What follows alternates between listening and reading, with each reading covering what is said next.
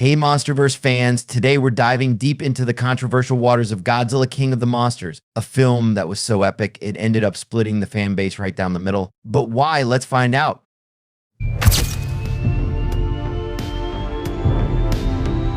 Released in 2019, Godzilla King of the Monsters promised to be the ultimate monster showdown. Great with titans like Godzilla, Ghidorah, Mothra, and Rodan, it had all the ingredients for a monster hit, and in many ways it delivered. The visuals were stunning, the battles were epic, and the sheer scale of destruction was jaw-dropping.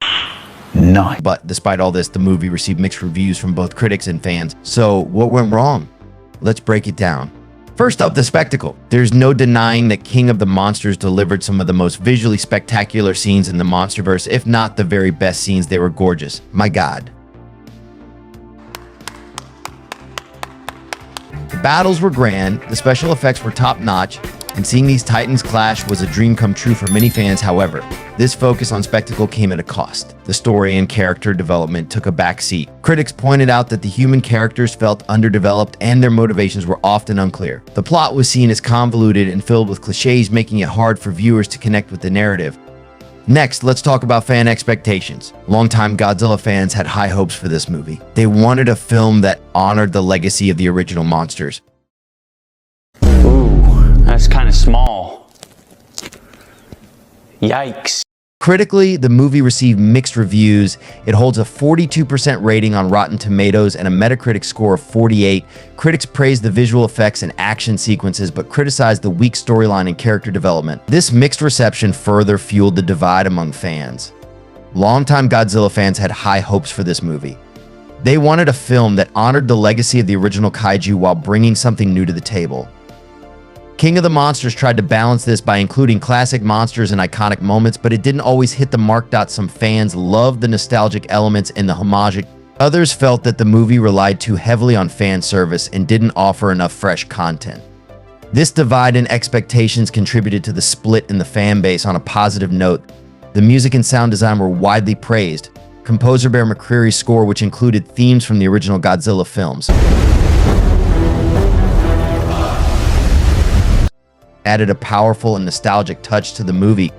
The sound effects during the battles were also incredibly immersive, making the audience feel every roar and explosion. But even with these strengths, the movie's flaws were hard to overlook for many fans. King of the Monsters had a production budget of around $170 to $200 million. Despite the hype, it only grossed about $386 million worldwide. While this might seem like a decent number, it was considered a disappointment compared to its predecessors and other blockbuster films. This was bad, it almost killed the Monsterverse. So why do some fans consider King of the Monsters the best Monsterverse movie? For many, it's all about the kaiju action.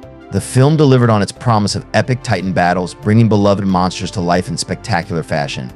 Fans who prioritize action and visual spectacle over story found a lot to love. The movie's dedication to honoring the legacy of the original Godzilla films resonated with longtime fans. The inclusion of classic monsters and musical themes created a sense of nostalgia and respect for the franchise's history. On the flip side, some fans consider King of the Monsters the worst in the franchise so far. The lack of a compelling story and underdeveloped human characters left them feeling disappointed. For these fans, a great Monsterverse movie needs to balance epic battles with a strong narrative and character development. So why was Godzilla King of the Monsters so good it was bad? It all comes down to the balance between spectacle and story. While the movie excelled in delivering epic kaiju battles and stunning visuals, it struggled with character development, plot coherence, and pacing. This created a divide among fans, with some loving the sheer spectacle and others longing for a more balanced and engaging narrative. So what do you think? Did King of the Monsters live up to your expectations, or did it fall short? Let me know in the comments below, and don't forget to like and subscribe for more Monsterverse content. Now watch why Kong deserves better by clicking on this video.